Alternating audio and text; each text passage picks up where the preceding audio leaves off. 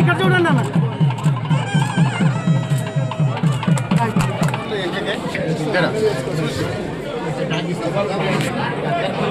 మొట్టమొదటి కార్యక్రమం పొన్నం ప్రభాకర్ గారు విదిన్ 48 hours ఓపెన్ రిమార్క్స్.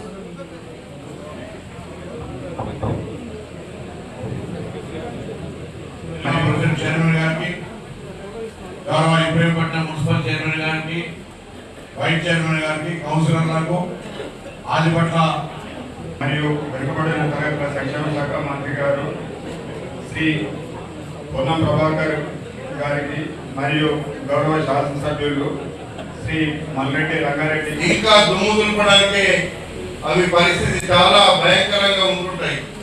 మరి ఇక్కడ ఒక కొత్త ఆఫీస్ను, ఒక చక్కటి ఆఫీస్ను నిర్మించుకోవడం మనందరికీ, ఇది మన ప్రాంత ప్రజలకు ఇది ఒక చక్కటి అవకాశం అని చెప్పి ఈ సందర్భంగా మనం చేస్తున్నాం. మనకి ఇక్కడ మనకు రోజు రోజు పెరుగుతున్నటువంటి జనాభా, కొత్త కొత్త కాలనీలు ఏర్పాటు కావడం, ఈ ప్రాంతంలో చాలా మందికి ప్రతి ఇంట్లో 2-3 కార్లో, బైక్స్ ప్రతి ఇంట్లో కూడా ఉన్నాయి. అందుకే మన ప్రాంతానికి ఇది ఒక ఇబ్బంది లేని పరిస్థితిలో మనకి ప్రాంతీయ రవాణా శాఖ కార్యాలయం వచ్చింది అనేటువంటి మాట మీకు మనం చేస్తున్నాం. ఎందుకంటే గతంలో చాలా రోజుల నుంచి 4-5 సంవత్సరాల నుంచి ఈ ప్రాంతంలో ఒక మున్సిపల్ ఆఫీస్ కట్టలేక మరి మన ప్రాంతానికి ఎంతో ఇబ్బందిగా, మరి పరిపాలన సౌలభ్యం లేనటువంటి పరిస్థితి ఉంది. ఈరోజు కనీసం ఇక్కడ ట్రాన్స్పోర్ట్ కార్యాలయం వచ్చింది.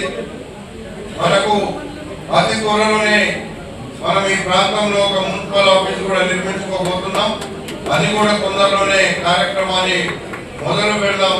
ఇప్పటికే ఎప్పుడో 2 సంవత్సరాల కింద ఇక్కడ ఒక ఫౌండేషన్ రాయితీ వేసారు, కానీ పని కాలేదు. కేవలం ఏదో చూపించడానికే కానొస్తుంది అది. కానీ ఇప్పటికే మన వాళ్ళు అభిషేకాలు చేసిన రాయికి, ఇంకేదో చేసినా ఇప్పటి వరకు ఆఫీస్ జరగలేదు. కాబట్టి ఆఫీసును కూడా త్వరలోనే మనం మొదలు పెట్టడానికి కృషి చేస్తున్నాము. అది ముఖ్యమంత్రి గారికి కూడా ఈ మధ్య కాలంలో నేను చెప్పడం జరిగింది. అది కూడా ఆఫీసు తొందరలోనే వస్తుంది. ఇబ్రాహీంపట్నంలో రామోజీ ఫిలిం సిటీ వారి యొక్క సిఎస్ఆర్ నిధుల సహకారంతో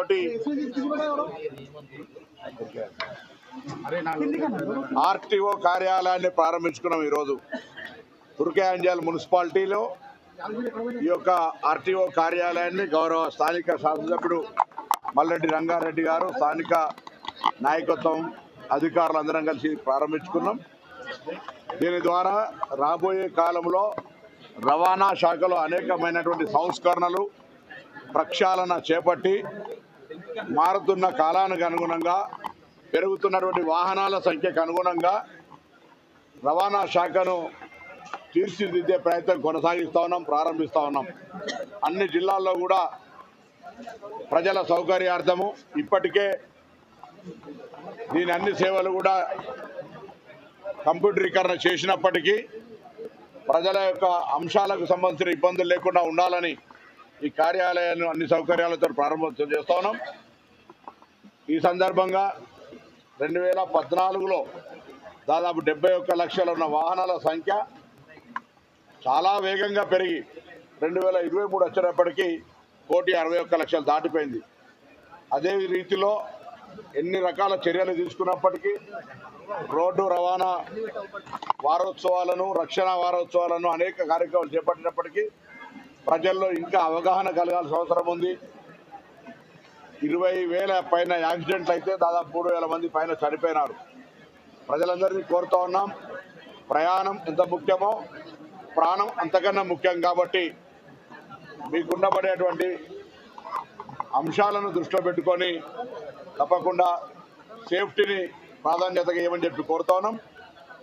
మా ప్రభుత్వం పక్షాన రవాణా శాఖకు సంబంధించి తీసుకునేటువంటి భవిష్యత్ ప్రక్షాళన కార్యక్రమాలను, సంస్కరణలు అన్నిటి కూడా ముందుకు తీసుకుపోయే విధంగా ముఖ్యమంత్రి గారు నిర్ణయం తీసుకున్నారు. అందులో భాగంగా మొన్న కూడా ఇప్పుడు మేము రవాణా శాఖ తరఫున మా 6 గ్యారంటీల్లో మహిళలకు ఉచితంగా బస్సు ప్రయాణం ఇచ్చేటువంటి కార్యక్రమాన్ని ఆరంభం చేయడం జరిగింది.